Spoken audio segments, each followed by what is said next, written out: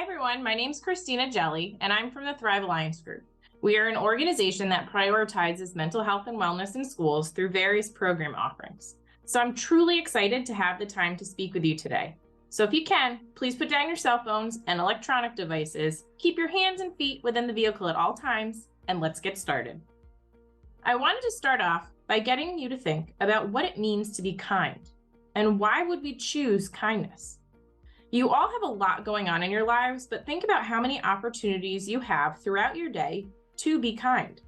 Now, this is not always the easiest thing to do. I know this, but I think if we all think about moments today, yesterday, this past week, even if we can think about a time where we do something kind and it makes such a difference in a positive way, not only for the person you are kind to, but also to yourself. Us as humans, we feel better and much happier when we perform an act of kindness in comparison to doing something hurtful or unkind. So across multiple experiments involving approximately 1,000 or so participants, people perform a random act of kindness. That is, an action done with the primary intention of making someone else who isn't expecting the gesture feel good or happy. Those who perform such actions expect nothing in return, and it has been proven to have linkages to increased feelings of well-being, reducing our stress levels, which ties into feelings of anxiety and depression, as well as it being contagious. Have you ever heard of the expression paying it forward? When you perform an act of kindness, chances are that person will pass along that act of kindness to someone else. Now, I'm not sure if you know this, but increased use of social media platforms is correlated to decreased happiness levels, especially in adults, but also in kids your age. One way to combat this is with the supporting research that indicates that acts of kindness can increase happiness and self-esteem. Now, this presentation is not focused on social media usage, but I thought it was important to point out and to consider, and to maybe shift one focus to another quickly. Think about how much time you spend on social media or a form of media, such as a video game, TikTok, Instagram, listening to music, a podcast, maybe it's YouTube. Now take a little of that time throughout your day, and instead of being on those media platforms, do something kind or nice for someone else. And this will directly tie into increased feelings of happiness and self-esteem and self-worth. As I've mentioned before, kindness actually reduces stress. It impacts your brain chemistry to increase the serotonin levels in your brain, which are tied to your mood to increase feelings of happiness and decrease levels of stress, anxiety, and depression. When someone is kind to you, think about how that makes you feel, especially in comparison when someone is not being nice to you. I think we've all been there when someone has either said something negative about us, we overheard a comment that was made that upset us, or maybe someone was yelling at you, or maybe someone in customer service wasn't too nice to you, or they didn't hear your point of view, or maybe it was just a server who was unkind to you when you went out for dinner, or maybe you were teased, like me when you were younger, for looking a little different. Now, if we all know that it doesn't feel great to be on the receiving end of those things, well, why would we choose to do something unkind to someone else? Remember, you always have a choice to do the right thing.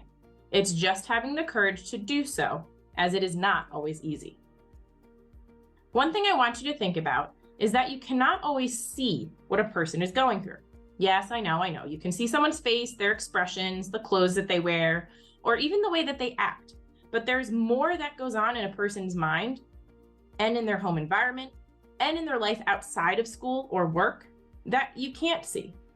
So please do not look down on anybody else unless you're trying to help them. Well, I think this goes without saying, but obviously if someone trips in front of you, you should probably lend them a helping hand and help them up. But at times we can lose sight of this, right?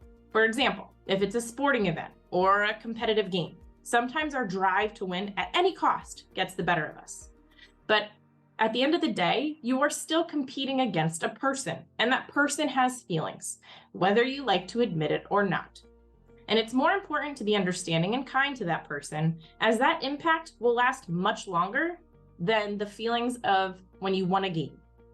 Now, don't get me wrong, I'm as competitive as they come, but it's important to have grace and good sportsmanship in any game. So the research shows that when we are kind, we are more accepting of differences, which creates a more inclusive and supportive school. If there's one thing you can take away from this presentation, it's how you can make a positive impact today, right now. And that is doing one thing that is kind each day while you're at school, or maybe outside of school. That one small act of kindness could potentially change someone's day from a bad one to a not so bad one. And then that will have a ripple effect into the entire school community. So there is a ton, I mean a ton, of research that I have studied over the years in regards to social media and its impacts on mental health in adults and children your age. And the research surveyed thousands of teenagers across the United States, and 75% reported being cyberbullied. 75%. Look around the room. Go ahead, look around, look around, look around. This means that 3/4 of you have been impacted by cyberbullying. So now what that means, right? You count 4 people, that means 3 of them have been impacted by cyberbullying. That's a crazy statistic. So here are a few things you can do to help lower this statistic. Listen, we've all been there. We've all been there and had something that we want to say because we're upset, or we want to take out our anger or frustration on someone because it's easier than kind of looking inward and seeing how we're feeling. But that's when something like journaling can come into play, or writing. Or maybe you just write out in a text message or an email that really mean and hurtful thing we want to say, but then pause, take a deep breath, and then delete the message. So get out whatever you need to do and then delete the message, because once the message is sent, it can never go away. The digital footprint you create will be there forever.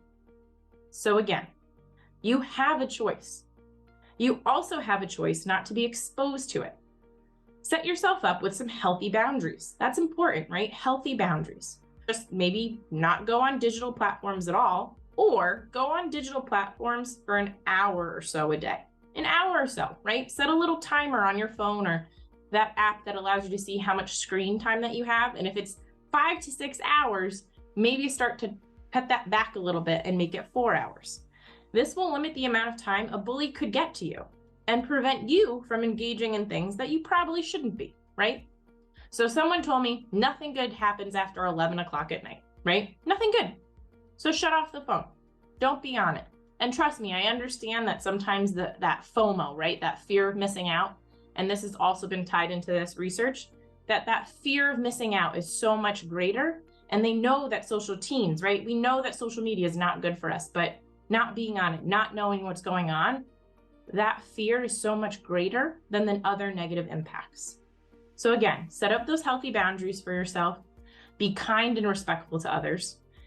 When you can, block the cyberbullies. If it gets to a point you need to report it, make sure you know who to go to in your school, your family, parents, potentially the police, and seek a supported, trusted adult. So again, that ties into who are you going to be talking to. And also make sure you're managing your privacy settings and you're only being allowed to talk to, or you're only allowing yourself to talk to people who kind of build you up and support you, as opposed to pointing out negative things. And kindness can be contagious. I'm going to say be the rock that we throw into the pool of kindness and create that ripple effect, right? So the multiple concentric circles. People will catch on. So whenever my daughter comes home and tells me that someone wasn't nice to her, I just always tell her to show them kindness. Again, it's not always easy, but it's more important to do the right thing and to be kind. And I want you to remember something here, that kindness is not weakness. You can still be strong and stand by your beliefs while being kind. It does not make you weak. What might seem like a small, kind gesture could have a greater impact than you may think. So another experiment had people play an economic game that allowed them to examine what are sometimes called pay-it-forward effects. I mentioned that earlier, remember? In this game, participants allocated money between themselves and a person whom they've never met. People who had just been on the receiving end of a kind act gave substantially more to an anonymous person, someone they'd never known before, than those who had not.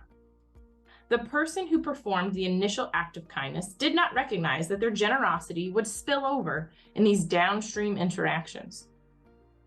This experiment demonstrates the impact that how our small, kind actions can have such a positive impact on others, and how it continue on to other people that we will never even meet in our lives. So now in the next few slides, we're going to go through and talk about how you can be kind to yourself. First and foremost, right? So be kind to yourself, how we can be kind to others, our environment, the environment that we're in, that we live in, on social platforms that we belong to, and then we'll also talk about social media as well. So first, this is a common theme throughout this entire presentation, right? That no act of kindness, no matter how small, is ever wasted. This ties back to that ripple effect I mentioned earlier. Be the rock, and that kindness is contagious. Start with something small, and you'll begin to see that large impact over time. Now, this is so important, to be kind to yourself. And it's not always easy, especially in the world that we live in today.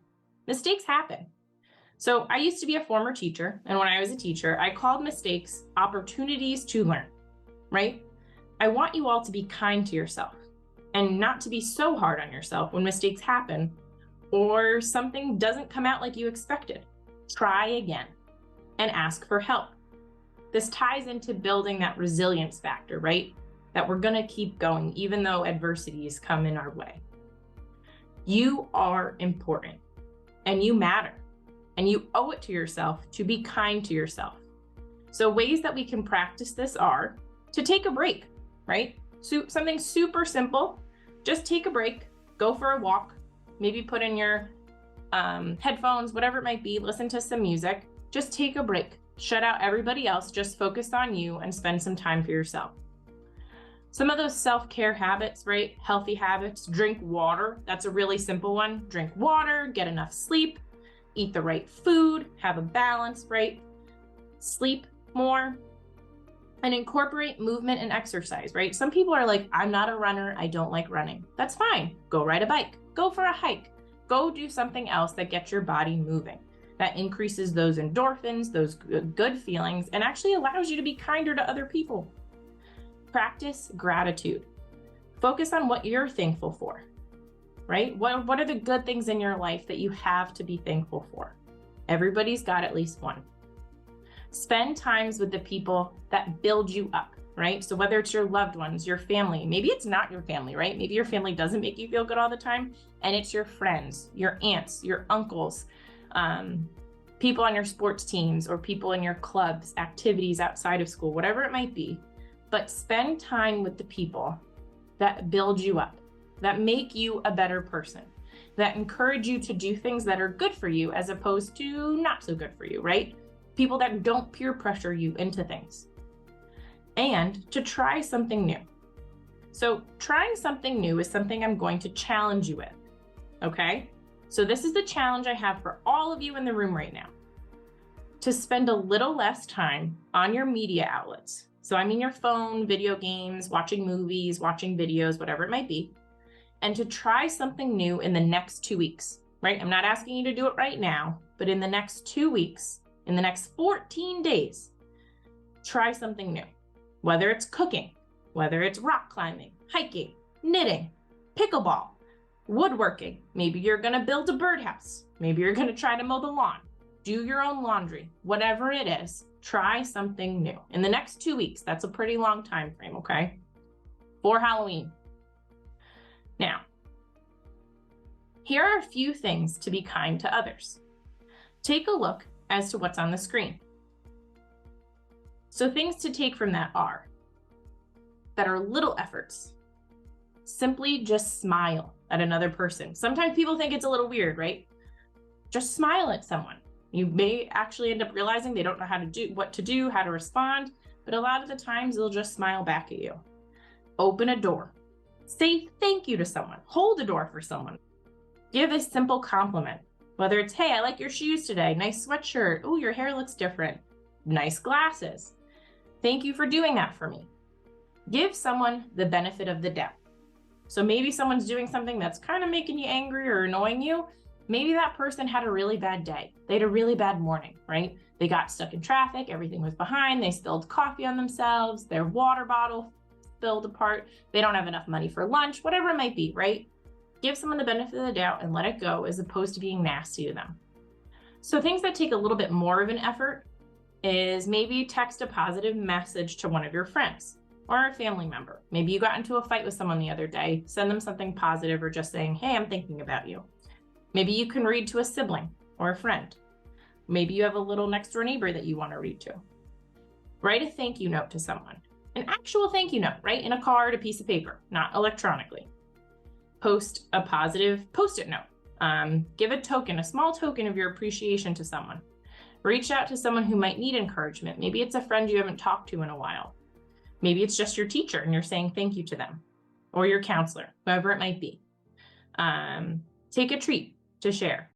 So maybe you cook something for someone, you want to bring something in, or you know someone really likes brownies or cookies or kombucha, whatever it might be. You can bring something in for someone to share with them. Now, a little bit more effort that kind of takes place in a school-wide sense is maybe raising money for a good cause, right?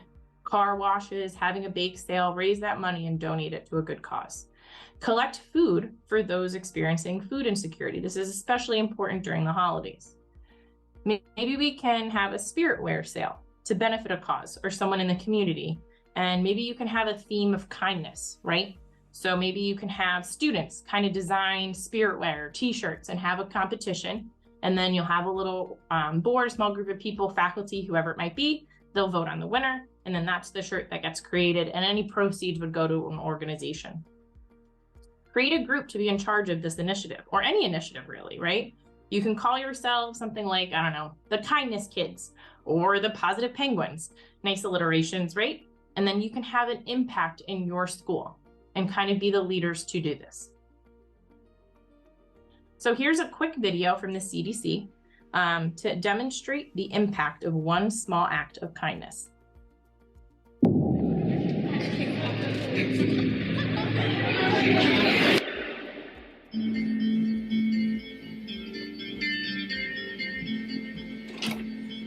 Just making sure you're up. 5 more minutes.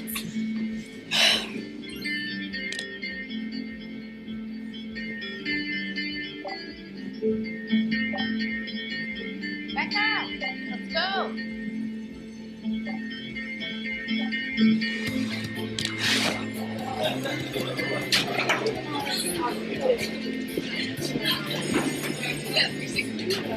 Say cheese.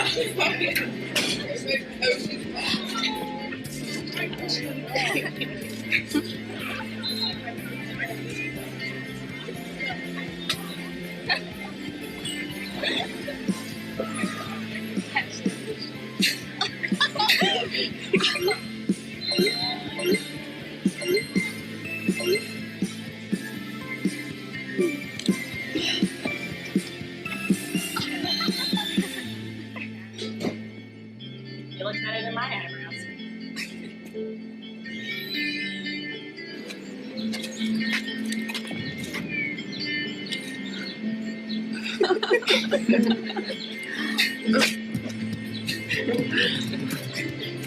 That was Sage. Oh my gosh. Oh my god.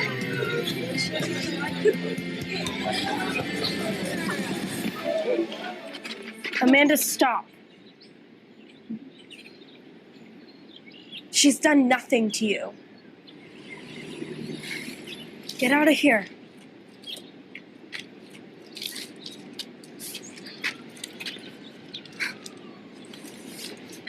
Go.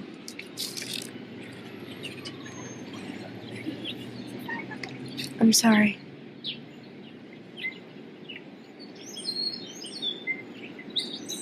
Thank you.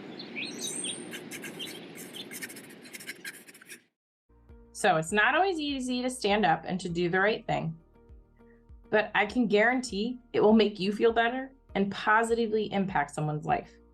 I think this video demonstrates that kindness is strength and comes from a position of power, rather than being the bully and putting someone down for their differences. So if you or you know someone that's being bullied or cyberbullied, here are some resources that are available to you. Knowing that you're not alone, remember the statistic I gave you, 3/4 of you are impacted by cyberbullying or a product of cyberbullying, right? So be that change you want to see, and let's focus on ways that we can help lower this statistic. In terms of your environment, this means where you live, where you spend your time, and being self-aware about yourself and your impact on others. So first, respect other people's property and nature. Don't just go littering everywhere, throwing people out, vandalizing, right? Respect other people's property so that they will also respect yours. Clean up after yourself, after others, right? So if you see trash on the ground, don't just walk by it. If there's a trash can nearby, throw it out. You could organize a group cleanup day. Maybe it's around the school, maybe it's around your community, whatever it might be. Or you can have some sort of school event to create something positive within the school community. Raising that self-awareness for yourself, right? Don't waste. If you can save something till later, save it. Don't hurt other people's feelings. Be aware of what your words would mean to them. Being aware of other people's feelings and seeing how you can help, right? So just being self-aware of how your own actions influence other people and what you can do to impact someone else in a positive way. So now these go in ranking from little effort to most effort, right? So being kind on social media, be empathetic. What does that mean? Empathy, right? So that's one of my favorite sayings, is to put yourself in someone else's shoes or to take a walk in their shoes, right? That truly means to understand how that person might be feeling or what they could be going through. Stop and think about that before you act. Spreading positivity is kind of twofold, right? So I want you to all be aware of this thing called toxic positivity, where you have to always be positive, right? Those posters we see or shirts that we see that say positive vibes only. Well, guess what? That's just not a reality, right? We're gonna have good days, we're gonna have bad days, but hopefully there's some sort of a balance and where the good outweighs the bad, right? So we want to see that, but it's gonna happen. So we can't be positive all the time. And I'm sure you've heard everything in moderation, except for ice cream now. I'm just kidding. But when you look for these opportunities, show support and help others on these platforms, right? So how you can support other people, be supportive of them, and hopefully that message will come through to them, and maybe they need it just on that day. They're having a bad day, you say something positive, and that makes all the difference for them. So a little bit more of an effort is to advocate for tolerance, kindness, acceptance, inclusion, right? Stand up against the injustices that you feel, and you have a voice, and communicate those thoughts, but in a positive and respectful way. Or you can organize and advocate for a school-wide thing, right? So create a social or a school-sanctioned Instagram account for used with positive messaging, right? Use this account to organize acts of kindness, like a compliment chain, where compliments are collected, reviewed, posted. Maybe there's a bulletin board that's just not being used in the school. So then you can start to post positive compliments to people. You can post little notes about things to recognize them for their acts of kindness that you see them doing, right? Maybe it's just really as simple as someone holding a door or being kind to you that day. So we're gonna watch a few more videos from stopbullying.gov. Now here's the second one. Cyberbullying is the worst. It's like a relentless stream of negativity. Plus, it's online and out there forever.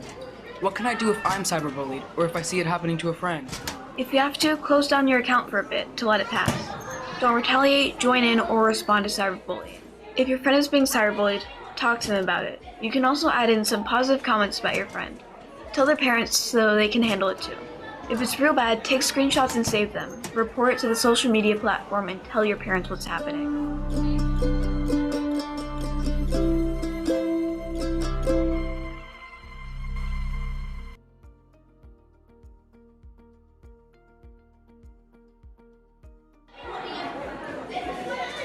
I was bullied a while back, and I still feel pretty alone at school. What can I do to make new friends and feel better? Not cool. I'm so sorry you were bullied. Thank you for telling me. I can totally get how you feel alone. For sure, it's possible to make good new friends. Get involved in groups or activities you're interested in and meet friends that way. Focus on what you like to do.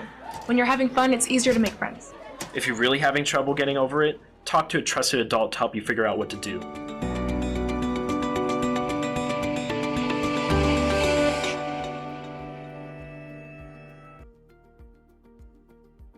I hope hearing those student perspective helps you to understand that you're not alone and that there are resources available. So last but not least, here is a resource, right? Teens Against Bullying, which is a national organization that posts resources and has ways for you to get involved and support you in things that you might be experiencing or witnessing in terms of bullying inside and outside of school.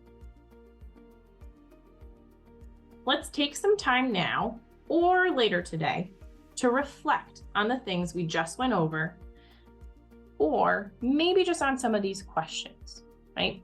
So, do I take responsibility when I'm unkind? Do I look for opportunities to be kind? How can I be more kind to myself? How do I treat people who can do nothing for me in return? How can I organize an event or group to show kindness in school? Think about what you can do today or tomorrow to make a difference. Or maybe you are just feeling really ambitious and inspired right now and want to organize a school event or become more involved in an organization to make a difference. So Habitat for Humanity is a really great one. You get to help others who are a little bit less fortunate than you, and also you get the chance to let out a little frustration, right? If you get to do some demolition work that day, if you're lucky.